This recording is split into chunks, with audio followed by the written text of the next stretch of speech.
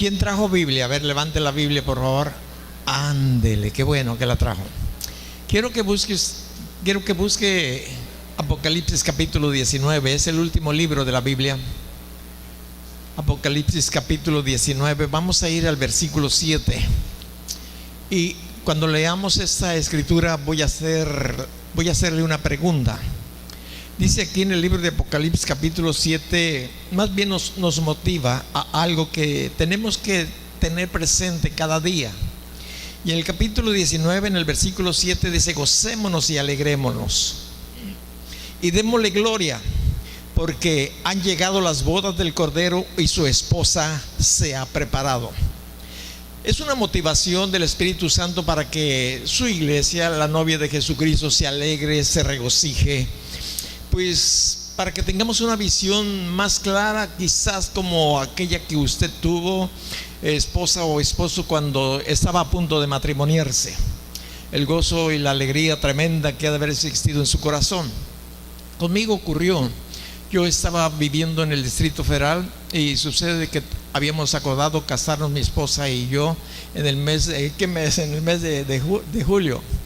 Y sucede que, bueno, yo tenía las vacaciones, tomé el permiso ahí en la compañía en que trabajaba, agarré mi vehículo y me fui rumbo a la Huasteca Veracruzana, pasando por Pachuca, por Tulancingo, por ¿qué más? Tuxpan, Poza Rica, Naranjos, y me fui por toda esa carretera. Una carretera, lógico, como las carreteras de Antigua, porque tenemos ya más de 50 años de casados, así es que eran carreteras angostas. Casi todas las carreteras pasaban por los pueblos, no había manera de evitarlos. Y no sé en cuál de ellos, si en Tulancingo o en alguna de esas pequeñas ciudades, pero muy preciosas todas ellas, pues pasé más rápido de lo normal. Y una vez que yo había pasado la ciudad, que no era muy grande, sucede que me alcanzó el policía de caminos montado en una moto. En aquellos tiempos había policías de caminos con motos, y me pitó en la carretera y me hice a un ladito. Ya se bajó de su moto y bueno, vino a mi encuentro y me dice: ¿por qué razón tiene usted mucha prisa? ¿Por qué, señor? Es que usted pasó la ciudad más rápido de lo convenido, con mucho peligro de las personas que ahí viven. Perdone. Me acompañaba mi mamá, me acompañaba mi hermano, creo que Naún y Dina Berta, así era. Y sucede que, bueno, pues sí, ¿dónde quiere que le mande la infracción? Le dijo: mándemela al Distrito Federal. Nosotros vivíamos como a 200 o 300 metros de la secretaría, donde se hacían todos los trámites de la federación, ahí con respecto de caminos y comunicaciones. Le dije: mándemela ahí, por favor. Me levantó el acta y yo seguí mi camino. Ya, lógico, empecé a pasar los demás pueblos más calmadamente, aunque ya tenía ahí una infracción. La razón es que iba a casarme. No sé si le contestó que voy a casarme, y creo que me dijo: bueno, pues vaya más lento, porque si no, no se va a casar. Y yo iba muy emocionado, todavía sigo emocionado, aunque en nuestro periodo de matrimonio hubo algunos espacios donde había no tanta emoción ni gozo, pero Dios vino a nuestras vidas y cambió nuestra relación matrimonial y nos ha bendecido grandemente Dios. Y yo me recuerdo de cómo me alegré y me gocé cuando estaba a punto de casarme. Nos casamos por ahí en el pueblito, en el municipio. Después nos fuimos a luna de miel, y aquí Dios nos está diciendo que nos alegremos y que nos gocemos y que le demos gloria, porque han llegado las bodas del Cordero y su esposa se ha preparado. Mi esposa se preparó, ya tenía su vestidito, yo me preparé, ya tenía mi corbatita, lo que tú quieras, y nos preparamos conforme a lo que podíamos prepararnos. Ya teníamos el departamento en la capital, ya teníamos ahí el mueble más o menos que podíamos usar en aquel pequeño departamento. Nos preparamos. Ahora, aquí hay una pregunta que yo te quiero hacer hoy en esta mañana, ¿verdad? Nos dice que nos gocemos y que nos alegremos, que le demos gloria. ¿Por qué? Y nos da la respuesta: porque han llegado las bodas del Cordero y su esposa se ha preparado. Y aquí una pregunta. La pregunta: ¿usted cree que su esposa, la esposa de Jesucristo, se ha preparado? Usted que está casado, hombre o mujer, posiblemente se preparó y quiso hacer una gran fiesta. Habrá una gran fiesta que el Señor hará, y yo considero que esta fiesta que el Señor hará en su boda va a tardar, o va a durar 7 años. Y después vamos a venir y reinar juntamente con Él aquí en esa tierra. Entonces yo pregunto una vez más: ¿crees tú que su iglesia, su novia, está preparada? ¿O todavía hay manchas, hay arrugas y algunas otras cosas? Y hoy en esta mañana vamos a tratar de entender la relación que hay entre una esposa y un esposo, que nos aproxima más en la relación que hay entre Dios, o más bien dicho, entre Jesucristo, el novio, y nosotros, la novia. La Escritura nos dice en el Evangelio de San Juan, capítulo 1, versículo 8: a los suyos vino y los suyos no le recibieron. Y hoy en esta semana es parte de lo onomástico, de la festividad que se da a causa de la venida de Jesucristo, su primera venida a través de una virgen, de la Virgen María. Nos dice que a lo suyo vino, y nos habla de una posesión. No nos está hablando de hombres o de personas, pero nos dice que a lo suyo vino. Él creó la tierra, Él creó todo lo que existe y hay. Pero el resto del versículo nos dice: y los suyos, ahora hablando de las personas, y los suyos no le recibieron. Pero cuando nosotros recibimos a Jesucristo, y esto es general, dice: pero a los que le reciben les da el derecho, les da la potestad de ser hechos hijos de Dios. Entonces usted que ha recibido a Jesucristo como su Señor, es usted hijo de Dios. Entonces es parte de la familia de Dios. Por lo tanto, Dios ha escogido a usted para que usted en lo futuro, hoy es su novia, pero va a llegar el día en que vamos a desposarnos con Él. Y encontramos en la Escritura claramente que Él nos ha adoptado como hijos suyos. Y esto es maravilloso, esto es tremendamente tan importante que ni siquiera nos da por analizarlo, por pensarlo. Somos adoptados de Dios, somos hijos de Dios por adopción, y esto es maravilloso. Y la Biblia, en el libro de los Efesios, voy a ir al libro de los Efesios, en el capítulo 5, el versículo 30, dice esto: porque somos miembros de su cuerpo, y de su carne y de sus huesos. Está hablando en una figura entre el esposo y la esposa, pero también nos está hablando de que usted y yo somos miembros del cuerpo de Jesús, de su carne y de sus huesos. Y esto realmente tenemos que entenderlo, y aunque quizás sea poco, pero tenemos que analizarlo cuando estemos en oración, cuando estemos estudiando la Biblia, porque el versículo 32 nos dice: grande es este misterio. ¿Cuál misterio? El de la unidad entre el hombre y la mujer, no entre la unidad que existe entre Cristo y la iglesia. Grande es este misterio. Mas yo digo esto respecto de Cristo y de la iglesia, de la unidad, de la intimidad, de la forma en que su iglesia debe de estar preparada para las bodas. Para esas bodas que pueden ser cualquier momento de esos en que estamos nosotros viviendo. Y cuando nosotros tenemos este conocimiento que Cristo y el cristiano somos una sola carne y un solo espíritu, nos debe de motivar a caminar en obediencia, en respeto, de exaltar a aquel que es nuestro novio. Como yo procuraba exaltar a mi esposa delante de los demás cuando éramos novios, de la misma manera que ella decía que no había un hombre más guapo y más opuesto que yo. Y yo decía: no, de las mujeres más lindas, mi chaparrita, esa sí, no se compara a nadie. Y en realidad tal es así que todavía estamos juntos, gracias a Dios. Y tenemos que entenderlo que cuando somos parte del cuerpo de Jesucristo, cuando hemos sido adoptados, somos una sola carne, un solo espíritu con Jesucristo, nuestro novio. Y me pregunto, ¿tendríamos nosotros como novios, o mejor dicho, como novia, a punto de casarnos, tendríamos la osadía de retarlo, de ningunearlo, para infectarlo a él con un adulterio o con una fornicación?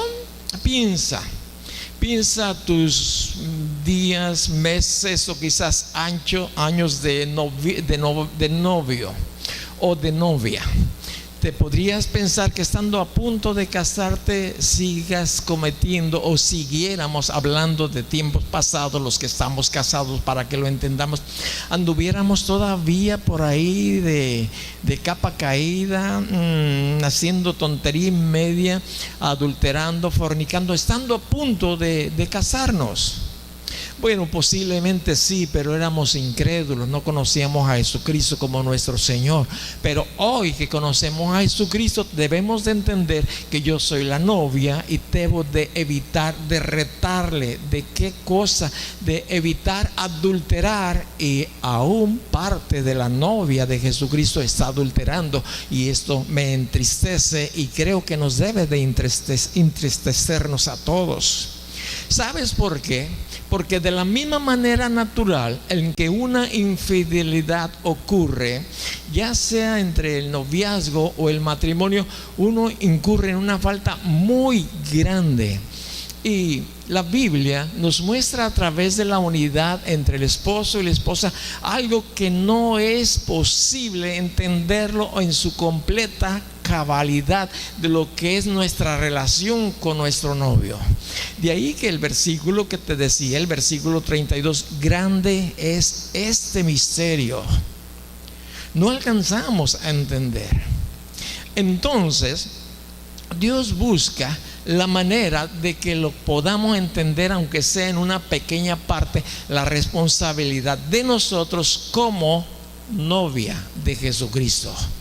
Entonces, si todavía tenemos la osadía de retarlo y de tener una infidelidad física o espiritual, de seguro que le vamos a dañar al resto del cuerpo. Y al decir esto, estoy hablando también del novio.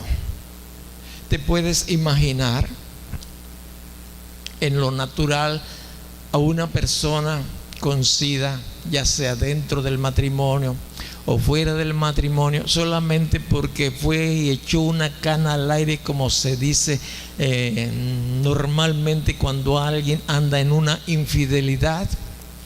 Un SIDA va a dañar a la persona, va a dañar a su cónyuge, va a dañar al resto del cuerpo. Y hay adulterios físicos y hay adulterios espirituales que dañan una gran cantidad de personas. Yo quiero que vengas conmigo, por favor. Vamos a ir al libro de los Corintios. En el libro de los Corintios, en el capítulo 6, voy a leer el versículo 13. Capítulo 6, versículo 13. Las viandas para el vientre y el vientre para las viandas, pero tanto al uno como a las otras destruirá Dios. Pero el cuerpo no es para la fornicación. Voy a repetir: pero el cuerpo no es para la fornicación, sino para el Señor, y el Señor para el cuerpo. Y Dios, que levantó al Señor, también a nosotros nos levantará con poder. Me voy a brincar al 15. ¿No sabéis que vuestros cuerpos son miembros de Cristo? ¿Quitaré pues los miembros de Cristo y los haré miembros de una ramera? Y Pablo dice: de ningún modo, de ninguna manera. Está expresándoles el sentimiento que hay en el corazón de Dios, y que Pablo lo está también recibiendo, de cómo se sentía Dios con la parte de novia que tenía en Corintio, por el estilo de vida que vivía esta iglesia. Ahora, El adulterio físico, como el espiritual, daña el cuerpo, daña el alma, daña el espíritu. ¿Por qué? Porque somos tripartitos, daña todo el cuerpo, lo que es el ser. En el capítulo 5, versículo 1, de ahí donde estamos, nos dice: de cierto se oye que hay entre vosotros fornicación. Hablo de la iglesia de Corintio. Y tal fornicación, cual ni aún se nombra entre los gentiles, tanto que alguno tiene la mujer de su padre. ¿Tú crees que esta parte de la iglesia de Cristo, de la novia, estaba preparada para las bodas? Estaba en un adulterio físico de uno de los chamacos de ahí, que ni siquiera los incrédulos lo hacían. Es lo que yo entiendo aquí, esta parte de la escritura. Y entonces Pablo tiene que escribirles cómo se siente el corazón de Dios al respecto y cómo se siente él, porque esa parte del cuerpo de Cristo, de la novia, estaba infectada con un adulterio que podría traerlo en la forma natural cualquier tipo de enfermedad venérea. Escuché algo real hace tiempo de un hombre que fue y tuvo una relación ilícita, una intimidad sexual. Fueron al motel, él se quedó dormido, ella se levantó temprano y le dejó un recado en el espejo. El recado decía, que fue pintado con el lápiz labial, decía el recado: bienvenido al club de los del SIDA. Y cuando él vio eso, ¿te puedes imaginar la reacción tan tremenda que tuvo para sí mismo? Había caído ahí a esa red. Y cuando alguien comete un pecado, se corren riesgos tan tremendos, y no hay ningún riesgo más grande como el del adulterio o el de la fornicación, sea física o sea espiritual. Ahora, este hombre, posiblemente casado, ¿te puedes imaginar cuando va y tiene unidad con su esposa? ¿Te lo puedes imaginar? ¿Cómo iba a dañar el cuerpo de su esposa? Y eso es lo que Dios quiere que entendamos en lo espiritual cuando su novia comete adulterio, sea físico o sea espiritual. ¿Cómo Dios se siente? Ahora, uno puede pensar que Dios lo va a pasar por alto. No. Dios no pasa por alto nada. Tampoco su hijo, lógicamente. Hay una cita en el libro de Santiago. Es casi al final de la escritura, antes del Apocalipsis. Ahí encontramos nosotros en el libro de Santiago. El capítulo es el 4. Ya lo encontré. Está adelante del libro de Hebreos. Aquí en el capítulo 4, el versículo 4 nos dice: oh almas adúlteras. Escucha bien. Le está hablando a la novia, le está hablando a la esposa, futura esposa, le está hablando a la iglesia, le está hablando a los creyentes. Y Dios le dice a través de Santiago: oh almas adúlteras, ¿no saben que la amistad del mundo es enemistad contra Dios? Cualquiera pues que quiera ser amigo del mundo se constituye enemigo de Dios. Cuando nosotros queremos complacer al mundo, cualquier área, fíjate bien, y no estamos dándole el primer lugar al Señor o a nuestro novio, nos estamos nosotros convirtiendo en enemigos de Dios, porque estamos queriendo agradar al mundo. Tú, mujer, como novia, no tenías ninguna necesidad de agradar a tu vecino, a tu papá, a tu tío, cuando te ibas a casar. Claro, todo bien dentro de la normalidad, de lo legal, de lo correcto. A quien tenías que agradar primeramente era tu novio, ¿verdad?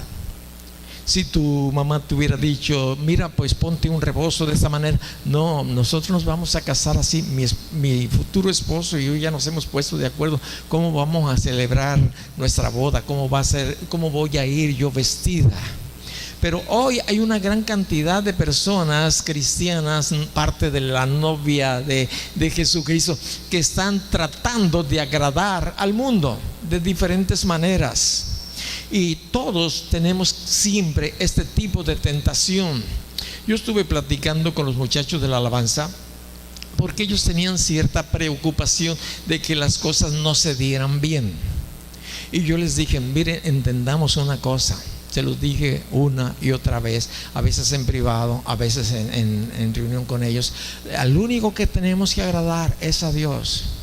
Y es que alguien venía, Agustín me decía, ¿nos puede ayudar fulano de tal fuera de aquí para que me apoye? Mira, entiende, solamente tienes que agradar a Jesús, no tienes que agradar a ninguna de las personas que están ahí afuera escuchando, solamente a Jesús. Llévate en tu corazón que Dios busca adoradores en espíritu y en verdad. Y si ustedes adoran a Dios en espíritu y en verdad, Dios va a estar contento aunque medio mundo se enoje. Ahora, el Espíritu va a estar con ustedes, no desmayen. Y bueno, yo sé que es una lucha tremenda cuando alguien se presenta de una buena cantidad de personas a la cual no está uno acostumbrado. Me pasa a mí, pero pues tenemos que luchar, ¿verdad? Que a quien tenemos que agradar, claro, sin salirnos de la palabra de Dios, pues es a Dios, es a Él. Y gracias a Dios salió bien, aunque no era para mí, pero en lo natural estuvo muy bien. Pues saben tocar, tienen buena voz. Y lo importante es que aunque tuviéramos mala voz o tuvieran mala voz, el propósito era alabar a Dios, y Dios los había invitado a través del encargado de ese tipo de marchas. Entonces pues yo ya tengo permiso de la autoridad y pues adelante. Y en ocasiones nos da por agradar generalmente a aquellas personas que no son cristianas, porque nos invitan a una fiesta y bueno, mi compadre y tanto tiempo de amistad y lo que tú quieras, o compañeros de escuela. A nosotros nos sucedió cuando conocimos a Jesucristo. Nosotros seguimos viviendo habitualmente, es decir, hacíamos lo que generalmente hacíamos antes, pero íbamos a una fiesta invitados por compadres o por comadres o por lo que tú quieras, y allí estábamos atentos, y el compadre o la comadre venían, bailen compadre, no compadre, aquí estamos muy bien, muy amable, gracias. Y luego, una copita, no compadre, un refresco, si usted un refresco, una bebida, una copita, una cerveza, no compadre, muchas gracias. Cuando antes nos conocían, por lo menos vi que tomaba cerveza o vino. No, ya no. ¿Y sabe lo que pasó? Empecé a tratar de agradar a Dios, pero desagradé a mis compadres, a mis excompañeros de trabajo o vecinos, y dejaron de invitarnos. ¿Perdí mucho? Pues sí, los perdí a ellos, son de mucho valor, pero es de mucho más valor nuestro Dios, nuestro Señor. Y considero que esa es una de las razones que todavía puedo estar aquí, porque no he tratado de agradar al mundo. A veces me da por tratar de agradarles a ustedes, y por más que trato de usar palabras menos duras, pues les tengo que hablar un poquitito más serio, porque y si se me enoja y si se va y ya no lo vuelvo a ver, bueno, primero agradar a Dios. Y es lo que nos dice aquí Santiago: oh almas adúlteras, ¿no saben que la amistad del mundo es enemistad contra Dios? Es una buena pregunta, porque la iglesia se tiene que preparar, tiene que ya estar lista para el encuentro con el Señor Jesucristo.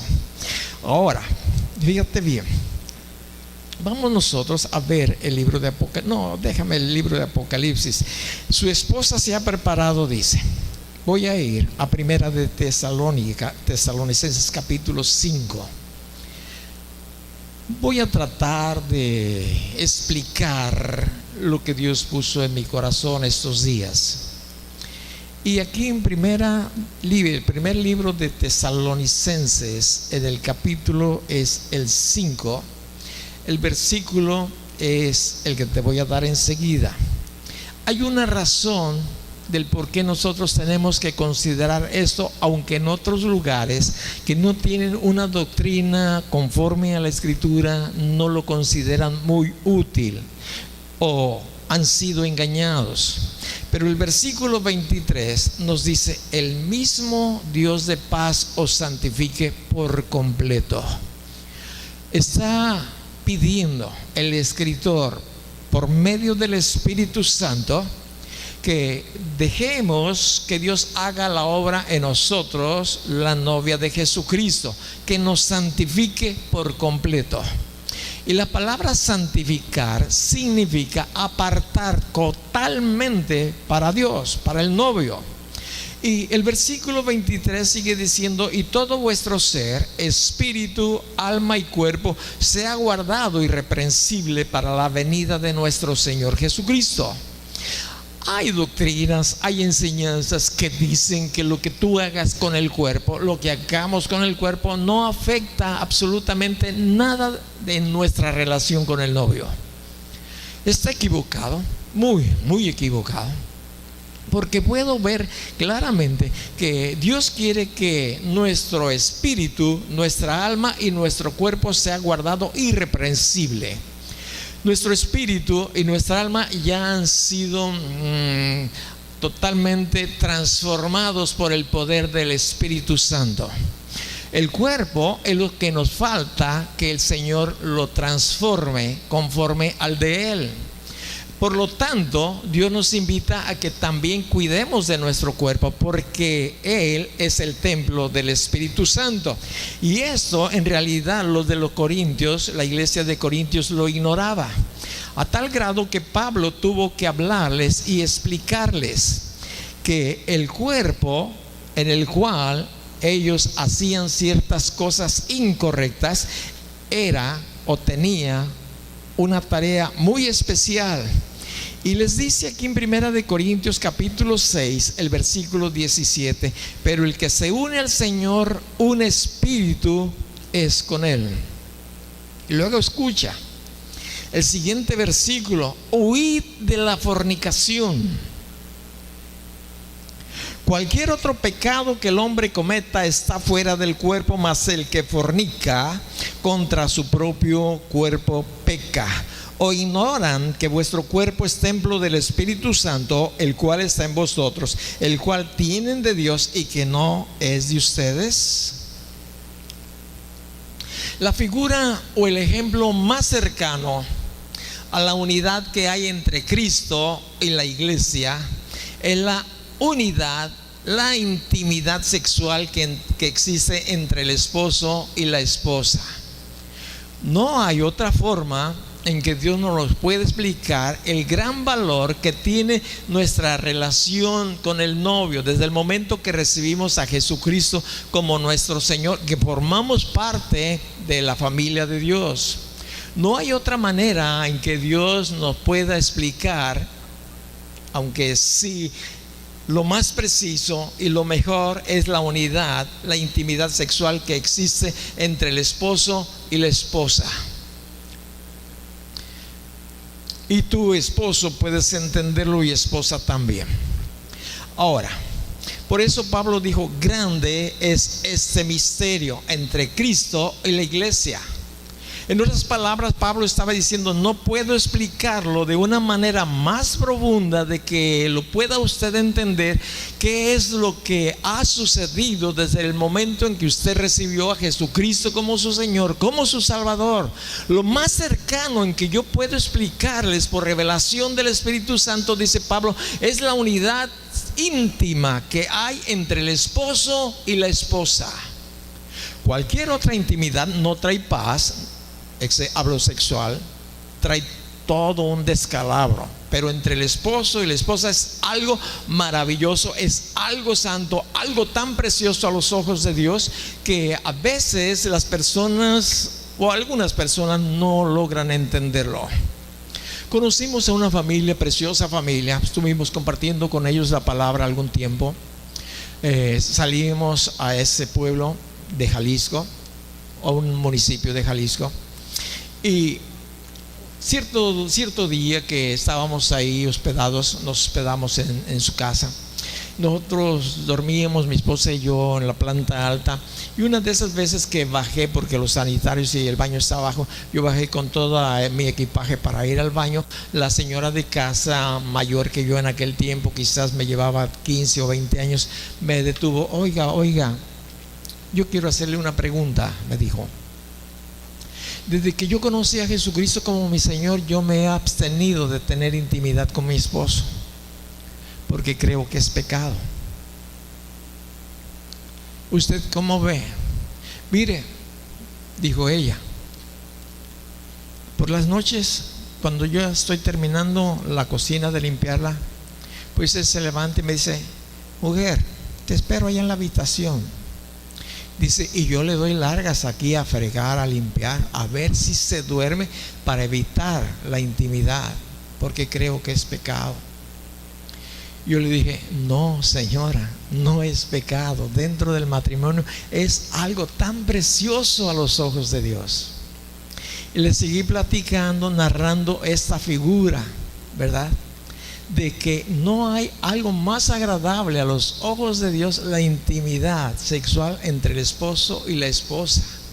De ahí que el enemigo de nuestras vidas procura siempre meter cizaña ahí para que esto no ocurra, que la intimidad entre el esposo y la esposa.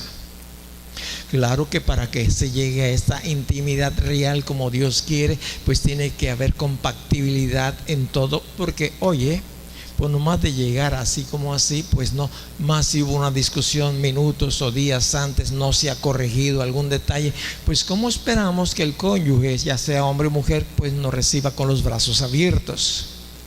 De ninguna manera, no se puede.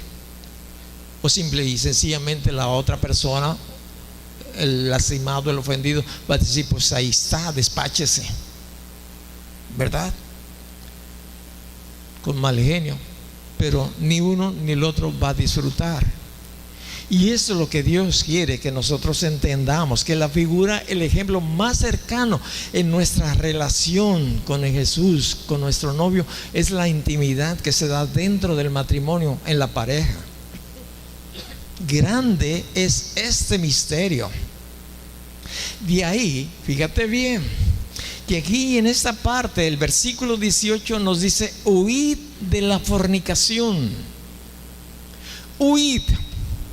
Yo encuentro en esta parte la palabra clave para una relación entre pareja, tanto de noviazgo como en matrimonio, como en nuestra relación con el Señor Jesucristo, que tenemos que huir.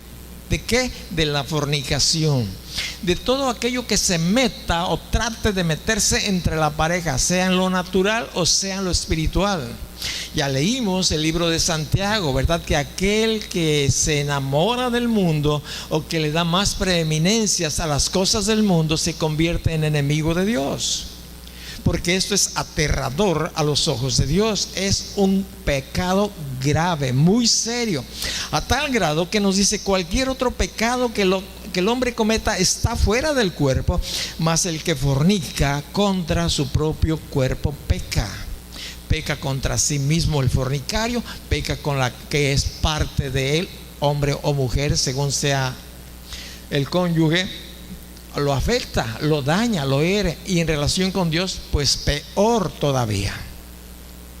Afecta todo, espíritu, alma y cuerpo, el adulterio o la fornicación. Daña, destruye todo lo que está alrededor. Y tenemos, o algunos podemos entenderlo de una manera natural. Afecta mucho. De ahí la razón por la cual Pablo, dirigido por el Espíritu Santo, tuvo que tomar una determinación muy seria, y la encontramos en el capítulo 5 de ahí mismo de Corintios, en el versículo 1. De cierto se oye que hay entre vosotros fornicación, y tal fornicación cual ni aún se nombra entre los gentiles, tanto que alguno tiene la mujer de su padre. Y vosotros estáis envanecidos. ¿No deberían más bien haberse lamentado para que fuese quitado de en medio de vosotros el que cometió tal acción? Ciertamente yo, como ausente en cuerpo, pero presente en espíritu, ya como presente he juzgado al que tal cosa ha hecho. En el nombre de nuestro Señor Jesucristo, reunidos ustedes y mi espíritu con el poder de nuestro Señor Jesucristo, que el tal sea entregado a Satanás para destrucción de la carne, a fin de que el espíritu sea salvo en el día del Señor Jesucristo. Cuando uno lee esta escritura, uno dice: oye, pues qué atrevimiento de Pablo de mandar a este hombre o a este muchacho a los brazos de Satanás. No, nadie lo manda, solito se fue. Dios no quiere que ninguno se pierda. La gente por sí sola quiere perderse. Simple, sencillamente lo que hace Dios es darnos, pues, por nuestro lado. Ya estuve insistiendo mucho contigo, ya he trabajado. ¿Quieres porquería? Pues ahí está. Ya no voy a tratar de reprenderte, ya no voy a meter mis manos en tu vida. Te dejo. ¿Quieres maldad? Recibe maldad. Está muy claro en la escritura. Ahora, lo que yo encuentro en la escritura es que tenemos que huir. Tenemos que huir. ¿De qué? De la fornicación. Aquí mismo, en este versículo, fíjate bien la seriedad del asunto. En este capítulo 5, te lo voy a leer para que veas el problema serio que ocurre cuando nosotros no andamos conforme a la voluntad de Dios. Y Pablo dice: les escribo, o he escrito por carta, que no se junten con los fornicarios. ¿Con quién les dice Pablo que no se junten? Con los fornicarios. Ahora, no absolutamente con los fornicarios de este mundo o con los avaros.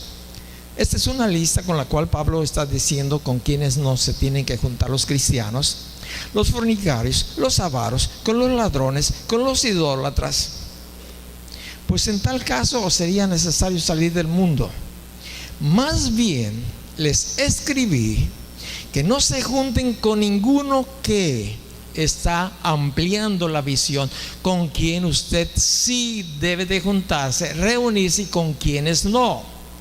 En la lista ya la analizamos, pero vamos a ver más adelante en el versículo 11.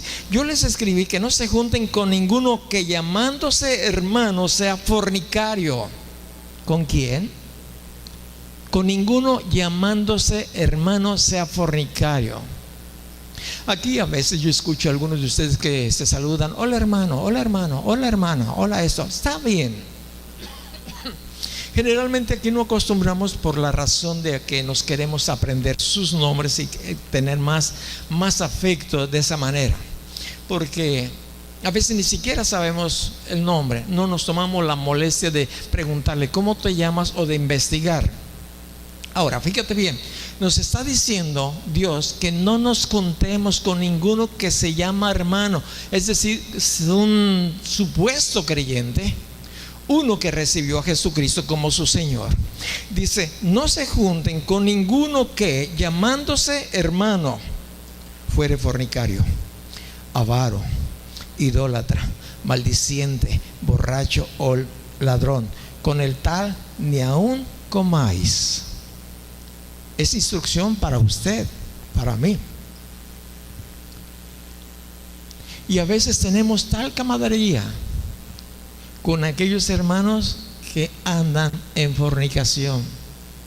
¿Qué es eso? Casados o solteros, todavía andan ahí por allá. Yo conozco personas que se congregan aquí que han tenido 3 o 4 o 5 esposas o mujeres. Fíjate bien. Y yo digo: pero si yo enseño esto, los voy a correr. Pero el Señor me dice: no ames el mundo ni las cosas que hay en el mundo. Entonces yo tengo que enseñar todo lo que está aquí. Entonces, si tu estilo de vida ha sido esa, Dios dice: arrepiéntete. Cierto día platiqué con una persona que lo conocimos desde chico, mi esposa y la familia. Aquí creció, se casó. Y como se dieron las cosas, dejó de congregarse. Pero hijo de padres cristianos, buenos padres cristianos, de familia cristiana. Cierto día abandonó a su esposa No sé con cuántas más se haya unido, pero al final de algunos días sé que vivía con otra mujer, no con la primera que se casó. Y en un velorio lo vi ahí y le dijo: quiero platicar contigo, porque lo amamos, lo hemos conocido desde chico. Ya se acercó y estuvimos en un lugar discreto y le dije: no vives con tu esposa original, ¿verdad? No, me dijo, no. ¿Sabes que estás en fornicación, en adulterio? Sí, sé. ¿Y sabes que eso te lleva al infierno? No soy muy, ¿qué te diré?, diplomático. Soy muy duro. ¿Y sabes que eso te lleva al infierno? Sí, lo sé. Ok, te quiero decir, fíjate bien, te quiero decir que si quieres corregir tu vida, Dios te ama y Él puede enderezar tu vida. Pero escúchame, tienes que dejar a la mujer con la cual vives. ¿Tienes hijos con ella? Sí. ¿Cuántos? Tantos. Tienes que dejarla, fíjate bien. Y una vez que la hayas dejado, tienes que suplir las necesidades de ella y de tus hijos. Ahora, yo no te digo que regreses con la otra, porque a lo mejor con la primera, porque a lo mejor no te recibe, te vas a quedar sin miel y sin jícara, pero vas a estar delante de los ojos de Dios bien. Ahora, si quieres o piensas regresar con la primera, tienes que empezar a luchar, a ganarla. En primer lugar, en oración, buscar el rostro de Dios en oración y empezar como cuando andabas de novio, a ver si de casualidad se vuelve a interesar en ti. Y si no, tienes que vivir ese tipo de vida, porque si te unes a alguien más, vas a seguir en fornicación. Y de eso estaba hablando Pablo. De eso estaba hablando, de aquellos que se dicen hermanos, pero son fornicarios, son avaros, son ladrones, son borrachos. Dice: con ellos ni te juntes. Con los demás me puedo juntar. Sí, con los demás te puedes juntar, pero hay un propósito para que te juntes con los demás. ¿Cuál es el propósito? De que los alcances para Cristo, no de que ellos te alcancen para el mundo. Entonces, ¿qué es lo que tenemos que hacer? Pues juntarnos. Nuestros compañeros de trabajo tenemos que juntarnos, indiscutiblemente, nuestros compañeros de la escuela, pero el propósito principal es alcanzarlos para Jesucristo. Si no los estás alcanzando, inmediatamente tienes que cortar lo más que se pueda de esa relación, porque es más fácil que te tumben a que tú los levantes. Bueno, el Señor, ¿lo entiendes? Y si no estás haciendo esta obra ahí en tu escuela, no estás haciendo esta obra en donde trabajas, ¿qué cosa? Hablarles a los demás. No te estás echando la soga al cuello. No quieres, tú eres de la secreta. No quieres que los demás sepan que eres aleluya, porque te van a cholear. Y tú dices: no, estás amando al mundo. Estás amando al mundo. Lo primero que yo hice a mis compañeros, de uno por uno, y después me aparté. Recibí lo que tú te puedes imaginar. Hasta el mismo gerente platiqué con él. Ya te lo he dicho. Y donde yo procuro estar, yo platico, yo hablo de la gracia del Señor. Hubo cierta convivencia, no quería comentarlo, pero ahí en Sayula, y había algo que no fluía dentro de mi espíritu. Y yo dije: ¿qué hago? Señor, ayúdame, por favor, ayúdame, ¿qué hago? Y yo dije: a ver si alguno de los demás hermanos, yo esperaba que otros tomara la batuta. Y yo me sentí muy incómodo porque yo era invitado, pero me levanté e hice algo. Me estaban temblando los pies.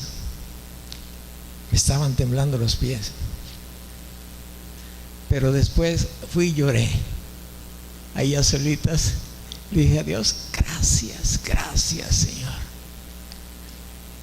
por permitirme estorbar a algo que no estaba siendo correcto. Yo creo que después alguien lo iba a hacer también, pero yo me les adelanté. Y tenemos que ser cuidadosos. Si tú no le estás hablando a tus compañeros, Si tú no les estás hablando a tus jefes con el debido respeto, fíjate bien, el que te puso ahí te va a tomar cuentas, porque te puso ahí para eso. Tú estás en el lugar que estás para alcanzar a otros. Pero con aquellos hermanos que son borrachos, adúlteros, ladrones, ni con ellos comas. Que te invitan a una fiesta, mira, ¿qué es una fiesta? Ni con ellos comas. Porque ahora aún en las bodas, entre comillas, cristianas hay alcohol. ¿Qué hacemos los pastores? ¿O qué debemos de hacer?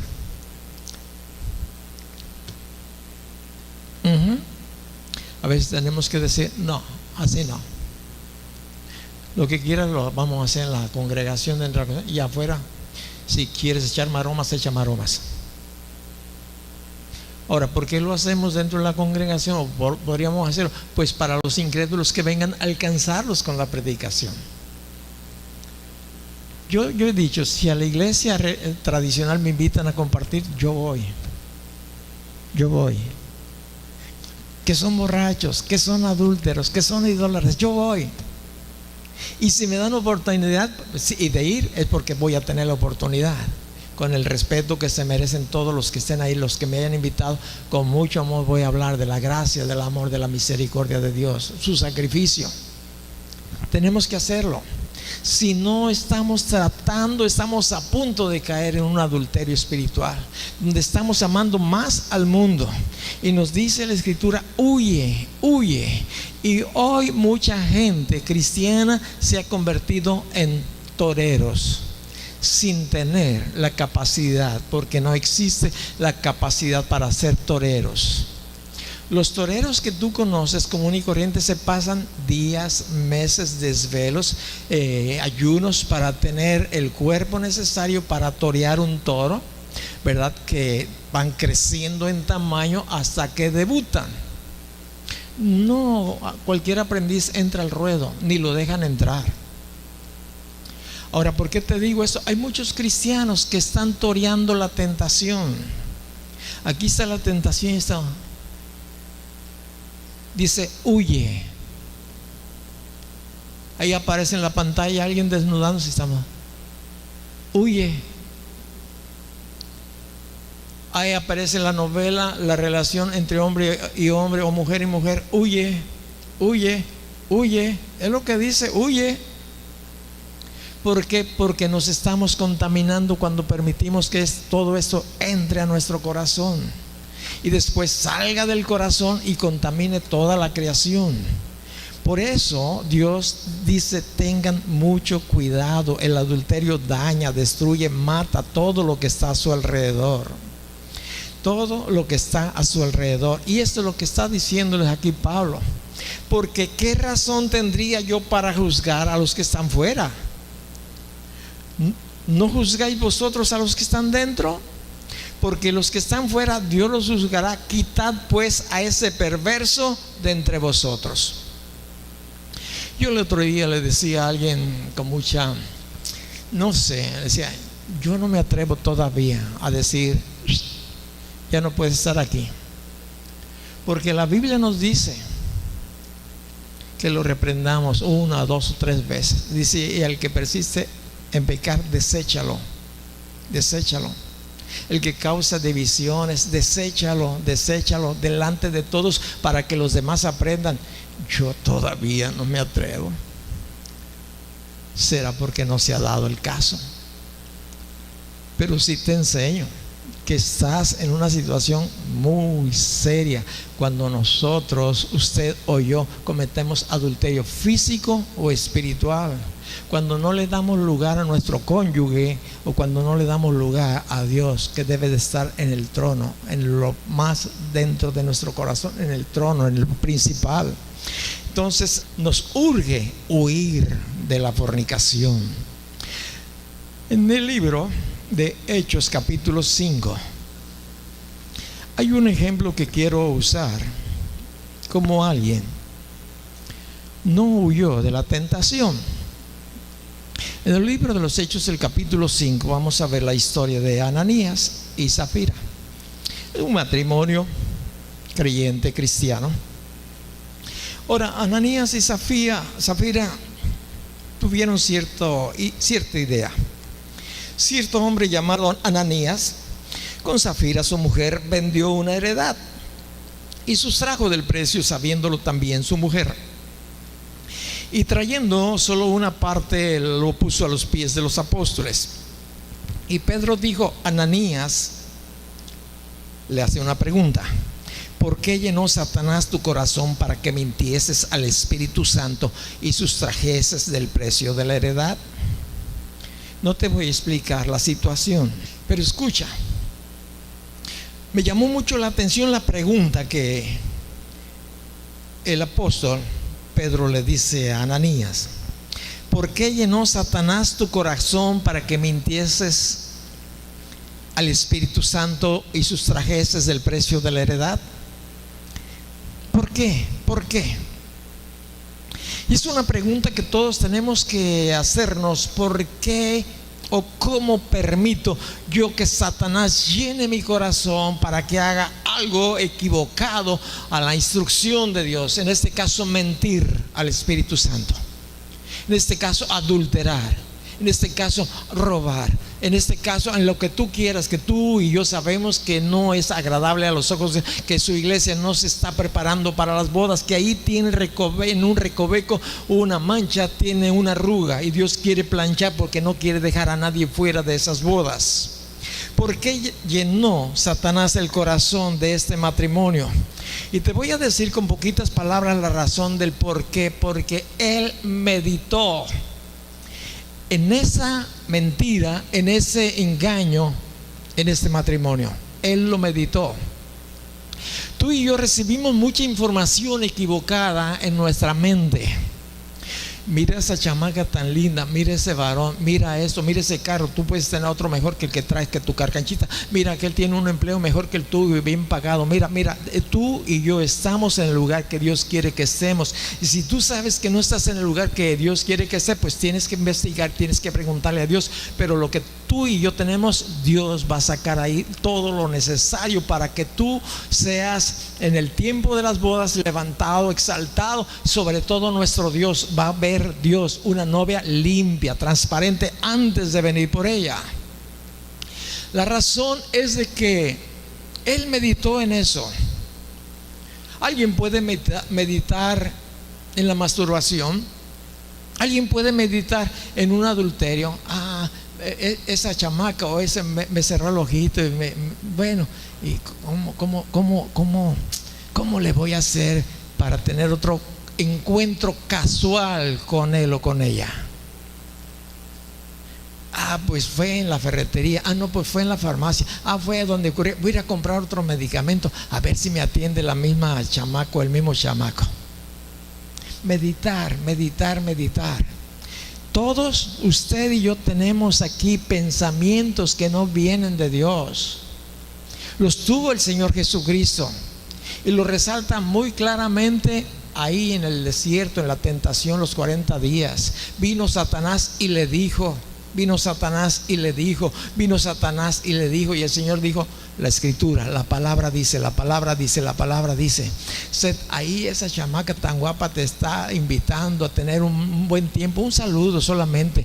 A eso la escritura dice, la Biblia dice. Y quitar ese pensamiento de ahí. Hay que quitarlo, y a veces hay que doblar las rodillas y hay que persistir, porque la Biblia nos dice que Jesús fue dejado por un tiempo todo tipo de tentación de Satanás.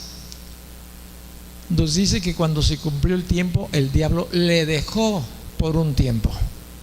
Siguió terqueando, va a seguir terqueando. Es un león rugiente, es como un león rugiente buscando a quien devorar. No nos va a dejar descansar. Va a hacer que la novia de Jesucristo encuentre Jesús una mancha o una arruga. El problema que pasa muchas veces es que no sabemos el precio que nosotros le costamos a Dios, le costamos a Jesús. Y quiero solamente resaltar un poquitito aquí en 1 Corintios capítulo 6 versículo 19. Después de que nos dice que huyamos de la fornicación, Dice el versículo 19: ¿o ignoran que vuestro cuerpo es templo del Espíritu Santo, el cual está en vosotros, el cual tenéis de Dios, y que no es tuyo? Tu cuerpo, el que tú traes, no es tuyo, no es nuestro. No. Y los de Corintios no lo sabían. No sabían que el cuerpo era templo, o debería ser templo del Espíritu Santo. Ya no de demonios, ya no de demonios de lujuria, de fornicación, de embriaguez. Ya era templo, y debe de ser templo del Espíritu Santo. Aquí mora Dios, o debe morar Dios. Ahora fíjate bien, dice el versículo 20: porque habéis sido comprados por precio, glorificad pues a Dios en vuestro cuerpo, en vuestro espíritu, los cuales son de Dios. Fue un precio muy grande que Dios pagó por usted y por mí, y aún por todas aquellas personas que no tienen ni siquiera un ligero pensamiento, quizás solamente durante este tiempo de Semana Santa, y su pensamiento es conforme a otras áreas. Pero ¿sabes lo que pasó? El precio que pagó. Te lo voy a decir clara y llanamente, lo que nos dice la Escritura, pero que lo podemos entender de una manera bien clara. ¿Sabes lo que el precio que pagó Dios por ti y por mí? Mató a su hijo. Mató a su hijo, al único hijo Jesús. Lo mató. Dios mandó matar a su hijo por ti. Ese es el precio, así solamente de una manera ligera para que lo entiendas. Ese es el precio que Dios pagó por ti y por mí. Yo sé que usted no haría eso. Un día Dios le pidió a Abraham que sacrificara a su hijo. Le dijo: a tu único hijo, al que amas. Después de la promesa de 20 y tantos años, se lo pide ahora y le dice: sacrifícame a tu hijo, solamente para que entendieras cómo Dios se iba a desprender de su hijo. Una figura: al que ama, sacrifícamelo. Y cuando estaba a punto de dar el final a la vida de Isaac, Dios lo detuvo. Vio que el corazón de Abraham era con Dios. Iba a sacrificar a Abraham a su propio hijo, porque Abraham sabía que Dios podía darle cientos de hijos. Aún de las piedras podía brotar Isaac para Abraham. Y a veces nosotros lo vendemos como Judas por unas cuantas monedas, ¿verdad? Fíjate lo que dice Primera de Pedro capítulo 1 versículo 16. Primera de Pedro capítulo 1 versículo 16: porque está escrito: sed santos, porque yo soy santo. El versículo 18: sabiendo que fuiste rescatados de vuestra vana manera de vivir, la cual recibisteis de vuestros padres, es decir, de Adán y Eva, no con cosas corruptibles como oro y plata, sino con la sangre preciosa de Cristo, como de un cordero sin mancha y sin contaminación, destinado desde antes de la fundación del mundo, pero manifestado en los postreros tiempos por amor de vosotros. Y sigue explicando cómo Dios o mató o sacrificó, el término que tú quieras usar, para pagar el precio de nuestra redención.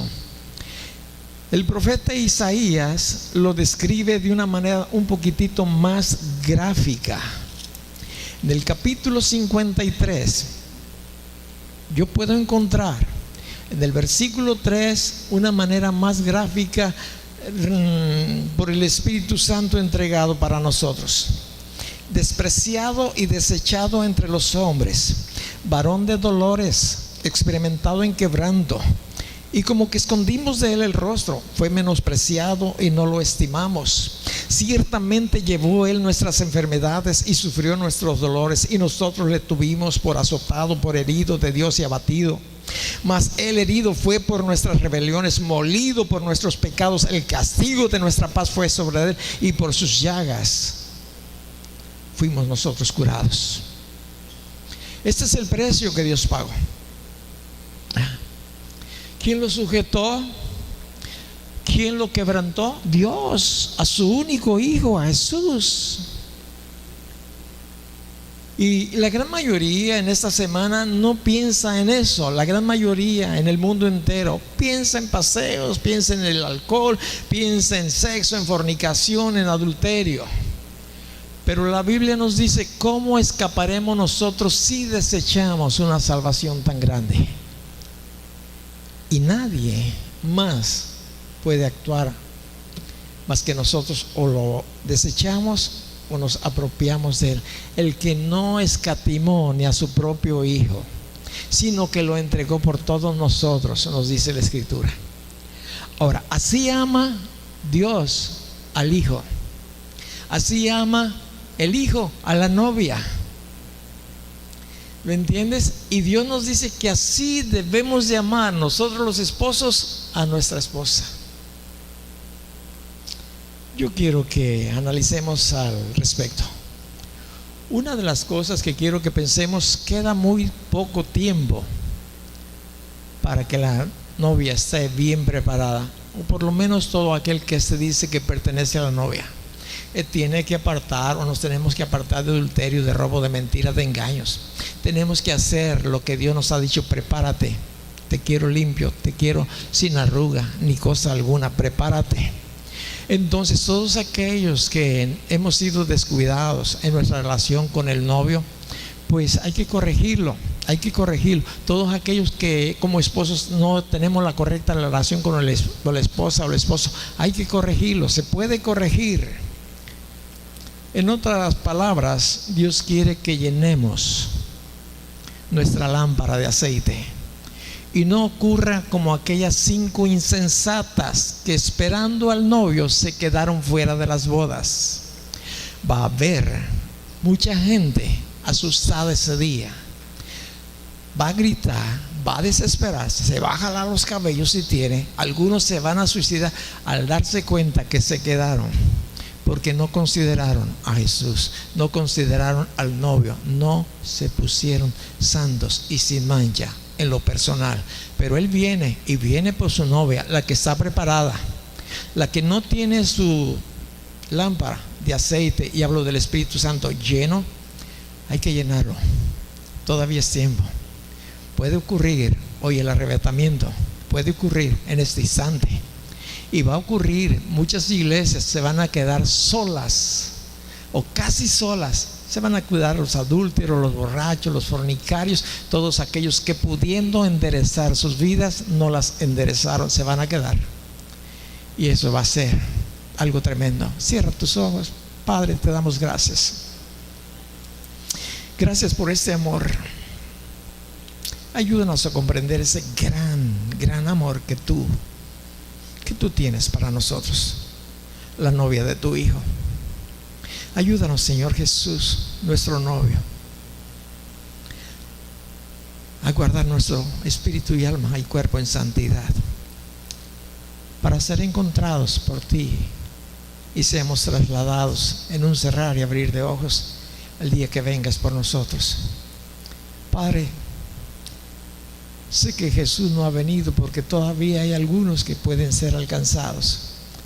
Tú sabes el día perfecto, el día y la hora. De ahí más nadie. Y te damos gracias por la paciencia que has tenido para con nosotros hasta el día de hoy. En el nombre de Jesús, a ti toda la gloria, toda la honra y toda la alabanza te la tributamos. Con un aplauso, Padre. Gracias. Estamos despedidos. Dios les bendiga.